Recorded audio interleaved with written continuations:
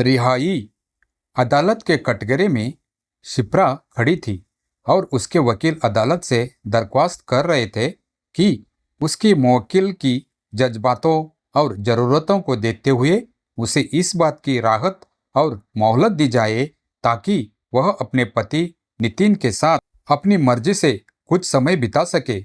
सरकारी वकील इस बात पर विरोध और आपत्ति दर्ज कराते हुए दलील दे रहे थे कि मर्डर के जुर्म में सजायाफक मुजरिम को मानवीय या संवेदना के आधार पर किसी भी तरह की राहत नहीं दी जानी चाहिए।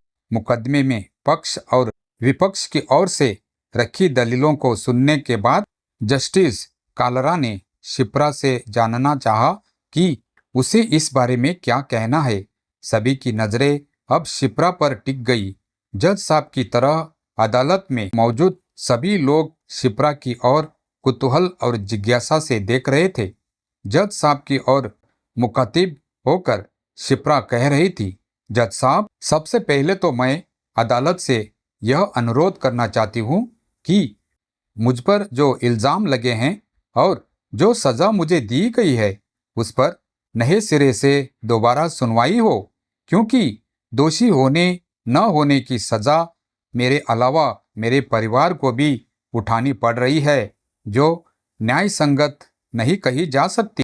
अब मैं अपनी ओर से वह बात कहना चाहती हूँ कि जो अजीब भले लगे पर किसी भी तरह असाधारण और आश्चर्यजनक नहीं कहा जा सकता।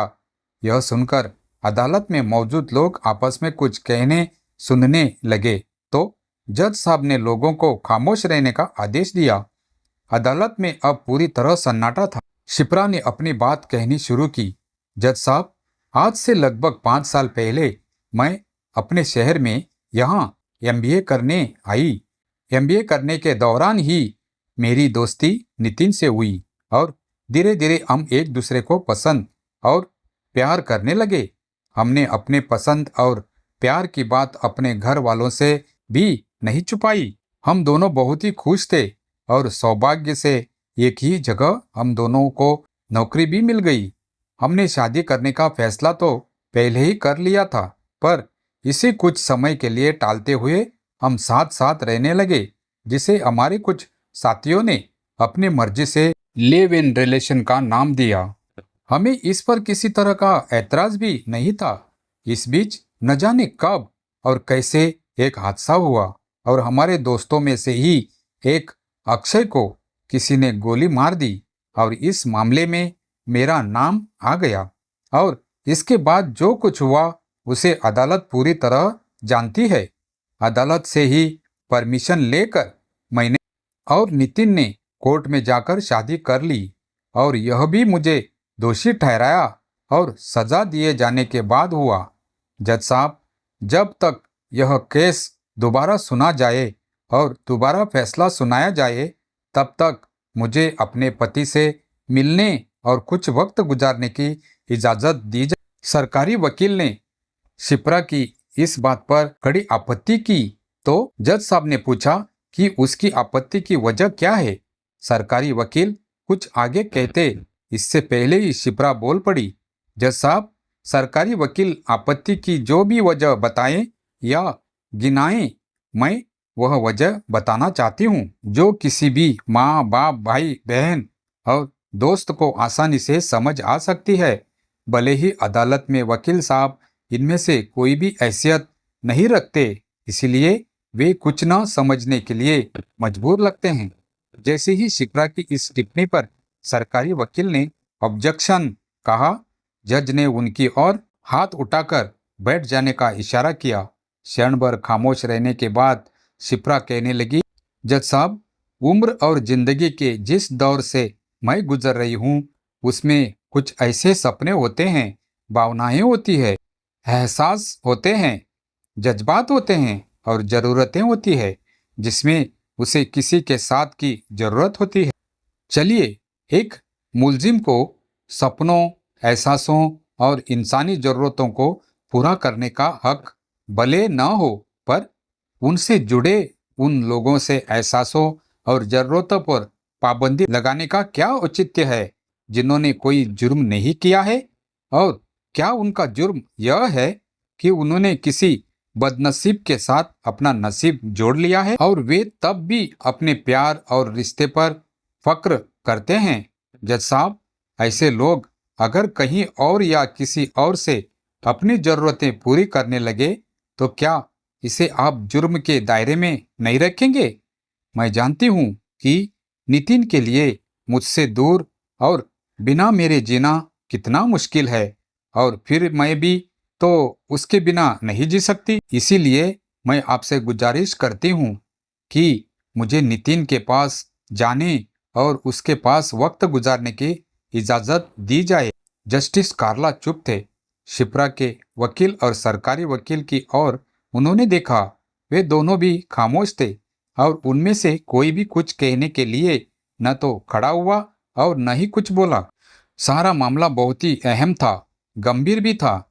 जज साहब पूरी दिलचस्पी और गहराई से शिप्रा के अनुरोध पर गौर करना चाहते थे।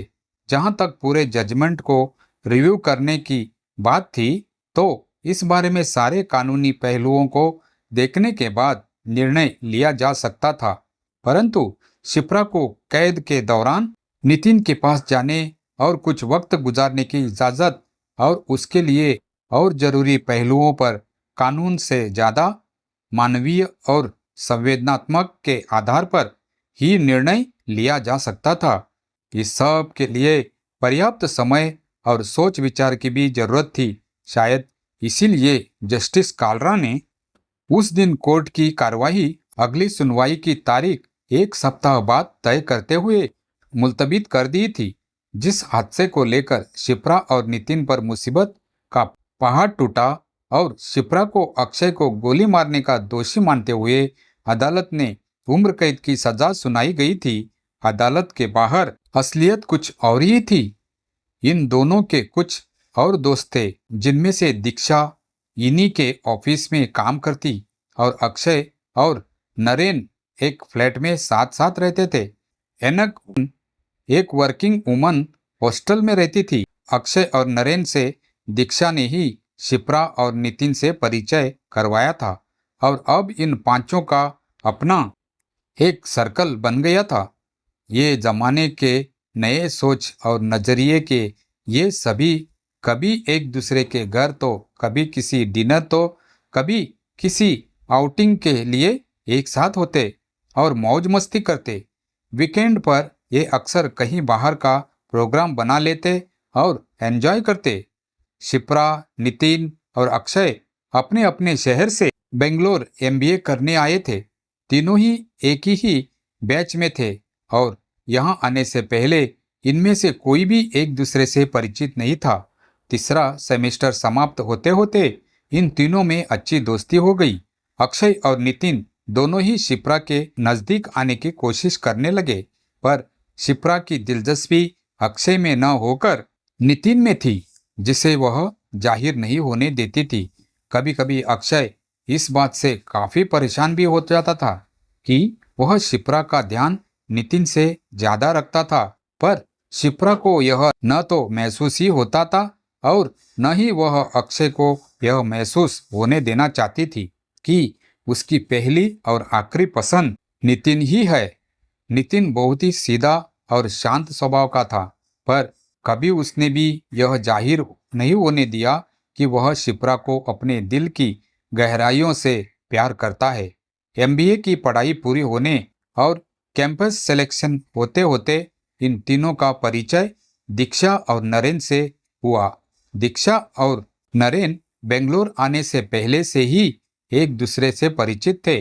बेंगलोर में इन दोनों ने दूसरे इंस्टीट्यूट से एमबीए किया, पर दोनों ही इंस्टीट्यूट का कैंपस प्लेसमेंट एक साथ हुआ और उनके मुलाकात और परिचय का यही से शुरुआत भी हुआ।